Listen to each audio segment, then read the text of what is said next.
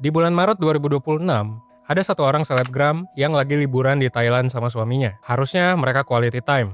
Tapi pas suaminya ninggalin HP, selebgram ini iseng untuk buka dan nemuin sesuatu yang bikin liburan itu jadi hari terburuk dalam hidupnya. Di sana dia nemuin video call tanpa sensor sama perempuan lain. Dan dia pun upload semuanya ke sosmed. Gak sampai 2 hari ya, nama dia pun trending di seluruh platform sosial media Indonesia. Jutaan orang nonton, jutaan orang nge-share, dan jutaan orang berkomentar dan berpendapat tentang video itu. Menariknya lagi, sebulan sebelumnya, Februari 2026, berita lain juga ada yang viral. Seorang istri anggota TNI itu diduga selingkuh dengan 13 prajurit. Gak sedikit ya, gak cuma 1-2 tapi 13 guys. Sebelum itu pun ada kasus-kasus lain ya soal perselingkuhan yang kita mungkin udah tahu siapa namanya. Dan kasusnya apa juga kita udah tahu gitu loh. Dan mungkin akhirnya banyak orang awam yang mikir gitu ya, gua gak mau nikah, pasti selingkuh, pasti bakal cerai juga akhirnya. Tapi lu tahu nggak, data itu ngebilang hal yang menarik. Jadi di tahun 2025, ada 400.000 lebih kasus perceraian di Indonesia.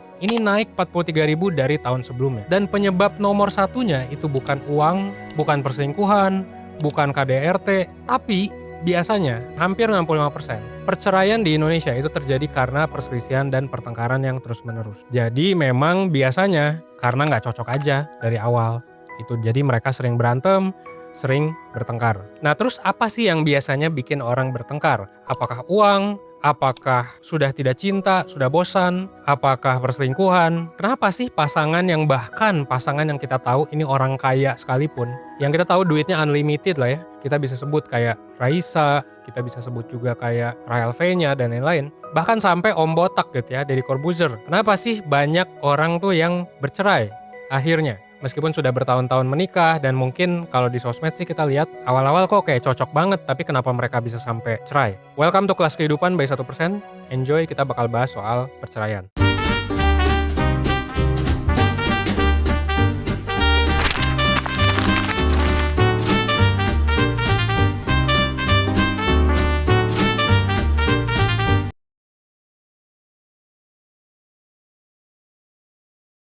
Oke, jadi ada satu orang yang udah spend hampir setengah abad, hampir 50 tahun, cuma untuk menjawab satu pertanyaan. Kenapa sih ada pasangan yang langgeng dan kenapa ada pasangan yang cerai? Namanya adalah Dr. Gottman.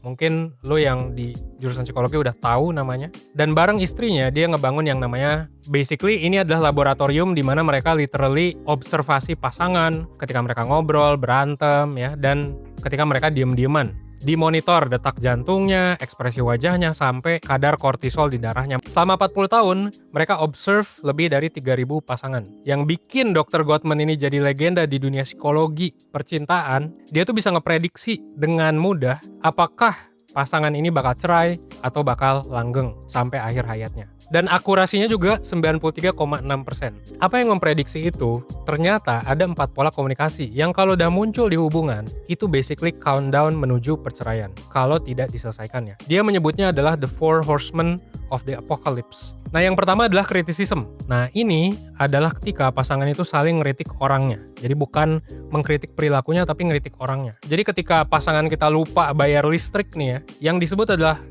ini kayaknya lupa bayar listrik lagi, tapi bukan kayak gitu. Yang disebut adalah lo emang gak pernah bisa diandelin ya. Perbedaannya dari feedback yang biasa tentang perilaku soal lupa bayar listrik dengan yang kedua itu adalah ya yang satunya lagi itu menyerang karakter, menyerang kebiasaan, menyerang sifat. Dan ya kalau udah komunikasinya kayak gini tiap hari, ya kemungkinan besar akan cerai. Yang kedua adalah contempt. Nah ini yang menurut Gottman salah satu yang paling mematikan, karena ini sangat merendahkan dan biasanya berkaitan juga dengan sarkasme atau sindiran. Ya elah gitu aja gak bisa gitu. Jadi contempt itu bukan marah, tapi lu ngerasa lebih superior gitu loh dari pasangan lu. Dan ketika lu merasa superior, ya udah empati udah mati, kemungkinan besar bakal cerai kalau komunikasinya kayak gini tiap hari. Yang ketiga adalah defensiveness. Lu ketika diserang, lu balas nyerang. Iya gue lupa bayar listrik, lalu sendiri kapan lu masak gitu. Nah ini juga bahaya. Kenapa? Karena Ketika defensif, ya lu bakal merasa jadi korban. Dan selama ada dua orang yang sama-sama ngerasa jadi korban, ya gak akan ada yang ngedengerin satu sama lain. Dan yang keempat adalah stonewalling. Nah, ini juga yang diam-diam berbahaya. Karena di sini yang terjadi bukan komunikasi, tapi diem. Setiap berantem pergi ke kamar, setiap berantem pergi ke warung kopi, pergi sama temen, atau malah selingkuh gitu. Secara fisik ada, tapi secara emosional itu mereka udah nyerah. Di Indonesia, ini salah satu yang paling sering dan paling sering tidak disadari oleh orang-orang atau oleh pasangan. Dan ini banyak sebabnya ya, dari kayak ya cowok nggak boleh ngeluh, cowok nggak boleh nangis. Nah, itu semua bisa jadi budaya stonewalling yang dinormalisasi. Sekarang kita lihat data BPS. Ada 282.000 pasangan cerai karena perselisihan dan pertengkaran. Itu literally 4 horsemen kan, yang terjadi tiap hari. Dan yang menarik, perceraian gugat atau cerai gugat, artinya perceraian yang diajukan oleh istri, itu sangat mendominasi. Artinya lebih banyak yang istrinya tuh udah nggak kuat lagi, yang capek jadi yang sabar gitu, yang capek disuruh sama mertua buat jaga nama keluarga, itu udah capek akhirnya menggugat. Nah, yang salah jadi suami apa istri? Ya bisa jadi dua-duanya sih ya. Cuma yang jelas, kebanyakan perceraian itu diajukan oleh istri. Nah, tapi lo mungkin mikir, oke, kan dalam hubungan wajar Van berantem gitu. Gue juga berantem sama pasangannya. Gue juga ya. Evan 1% juga berantem sama istri gitu loh. Tapi bedanya bukan di seberapa sering berantem. Bedanya adalah cara berantemnya. Dan ternyata ada satu topik yang sering bikin Four Horsemen ini keluar dari kandangnya. Yaitu adalah apa? Yaitu adalah soal duit. Jadi duit ini adalah salah satu alasan terbesar juga kenapa orang bercerai.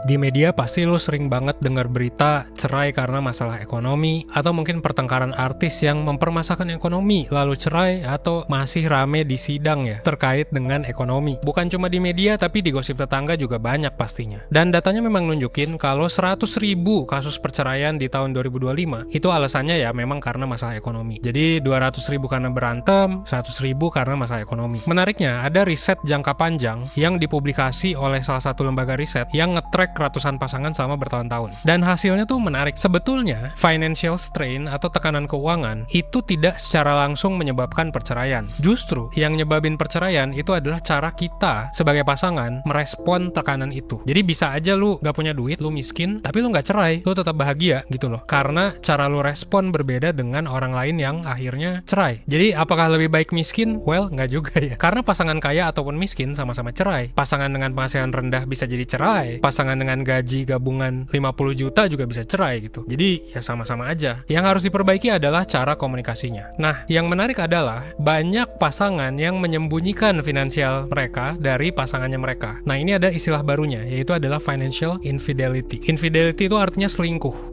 Gitu ya, jadi selingkuh tapi versi keuangan. Pasangan lu mungkin bohong tentang berapa gajinya. Atau pasangan lu diam-diam pinjol, atau diam-diam judol. Atau combo lebih menakutkan lagi adalah udah pinjol duitnya dipakai judol. Pasangan lu bilang nabung, ternyata nggak ada yang ditabung. Nah, kalau menurut CNBC, financial infidelity itu ngerusak trust lebih dalam daripada selingkuh yang biasa. Jadi malah lebih ngerusak nih selingkuh finansial daripada lu selingkuh hubungan badan gitu loh. Karena uang itu ya ibaratnya soal masa depan, soal energi yang kita punya sekarang, dan kalau pasangan kita bohong soal uang, itu kemungkinan cerainya atau kemungkinan konfliknya itu jauh lebih tinggi. Basically dia bohong soal masa depan yang lagi dibangun bareng-bareng lah. So, masalah ekonomi di data BPS, orang cerai karena ekonomi itu sebenarnya cuma satu data doang. Jadi bukan jumlah nominal doang juga di rekening, tapi justru ini lebih menunjukkan soal ya berarti ada masalah nih di komunikasinya. Ada masalah nih di soal manajemen keuangan dan ngobrolin soal uangnya dari segi pasangan. Makanya ini teman-teman juga harus sadar gitu ya. Financial literacy itu bukan cuma soal lu jago trading kripto gitu ya. Bukan soal lu jago investasi saham apa gitu. Tapi kalau lu nggak punya skill komunikasi yang bener, itu juga nanti hubungan lu ya bakal berantakan. Tapi ya ini bisa dipelajari. Makanya kita bikin ini di kelas kehidupan sekarang.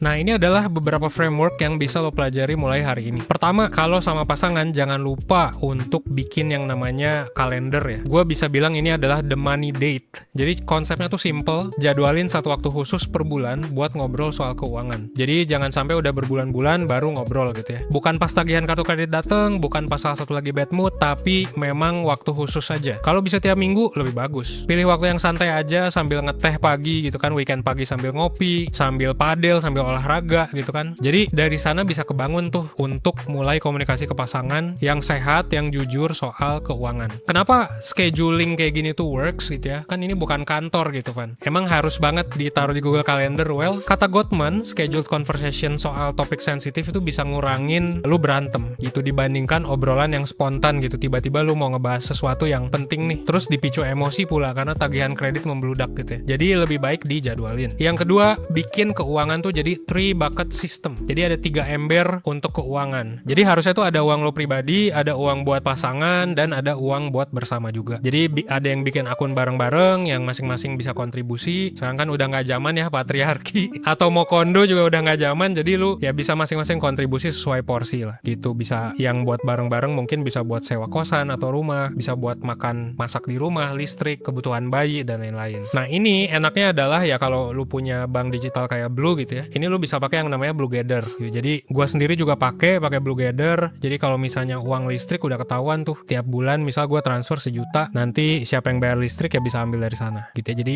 enak tuh kalau udah pakai yang begitu. Nah terus kenapa sih ini works? Ya karena berdasarkan riset, kalau misalnya pasangan punya keuangan pribadi, terus punya keuangan yang di-share dan ya fair dan hasil dari obrolan yang tadi juga, itu tuh kepuasan hubungan mereka lebih tinggi. Ini based on research ya guys. Karena ketika lu punya uang sendiri, ini mengurangi lu kesel gitu karena lu nggak bisa belanja atau lu harus minta terus. Lu jadi nggak ngerasa dikontrol, tapi lu juga nggak ngerasa harus ngontrol karena lu udah sepakat gitu. Oke, gue bayar listrik, gue bayar sewa, lu bayar misalnya kalau ke bioskop gitu ya. Nah yang ketiga itu adalah the financial love map. Nah ini gue adaptasi dari konsep love map punyanya Gottman. Love map itu basically seberapa dalam lo kenal dunia internal pasangan lu. Jadi jangan lupa karena pasangan kita kan bisa tiba-tiba aja meninggal gitu ya. Tiba-tiba ketabrak mobil, mungkin kena cancer, kena penyakit apa dan lain-lain. Nah, lu harus bisa jawab pertanyaan ini soal pasangan lu. Pertama, apa ketakutan finansial terbesar? Apakah takut miskin? Ya, takut gak bisa pensiun? Lu harus paham ini luar dan dalam dari pasangan lu. Kenapa? Karena nanti lu bakal tahu, oh iya kalau dia meninggal atau dia ada apa-apa nanti, lu bisa bantu ngurus. Lu bisa bantu kontribusi juga. Yang kedua, lu juga bisa cek kira-kira masa kecil mereka tuh kayak gimana. Ini gua namain money memory. Artinya gini, kalau misalnya masa kecilnya kurang bahagia ya, yang mana Gen Z banyaknya seperti ini. Jadi keluarganya suka ribut soal uang, gak pernah ngomongin soal uang, selalu merahasiakan. Nah itu kan nanti bakal jadi pattern ya, yang mungkin nurun sedikit demi sedikit ke anak. Apalagi kalau broken home terjadi selama bertahun-tahun. Nah lu harus tahu itu. Dan yang ketiga, lu harus tahu juga financial dream masing-masing pasangan. Jadi lu harus tahu financial dreamnya lu harus tahu financial dreamnya pasangan lu. Misal mereka mau bikin rumah ya, mau beli rumah sendiri, atau justru bisnis, atau malah pensiun dini gitu. Kalau lu belum bisa jawab semua pertanyaan itu tentang pasangan lu, sadly mungkin gue bisa bilang lu belum benar-benar kenal sama pasangan lu. Kenapa? Karena ya kalau lu nggak tahu berarti mungkin lu nggak pernah ngobrol atau jarang ngobrol yang deep banget gitu loh. Dan mungkin pernah ngobrol tapi ya nggak ada konteks emosional lah di baliknya. Dan mungkin itu juga alasan kenapa lu berantem terus. Kalau memang lu sampai sekarang masih berantem terus. Nah pertanyaannya adalah kapan sih terakhir kali lu dan pasangan ngobrol soal uang? Bukan cuma berantem tapi beneran ngobrol yang sehat dengan jujur. Nah kalau misalnya lu nggak pernah atau lu belum bisa, lu nggak ngerti cara ngobrolnya gimana gitu ya, gue mau ngasih tahu lu bahwa kita 1% dan Blue by BCA Digital itu lagi bikin yang namanya Blue Academy. Sebenarnya kita udah bikin ini dari 2 tahun lalu ya, dan ini gratis guys. Ini gue bukan upselling ke produk berbayar, tapi ini gratis. Jadi ini kontribusi dari 1%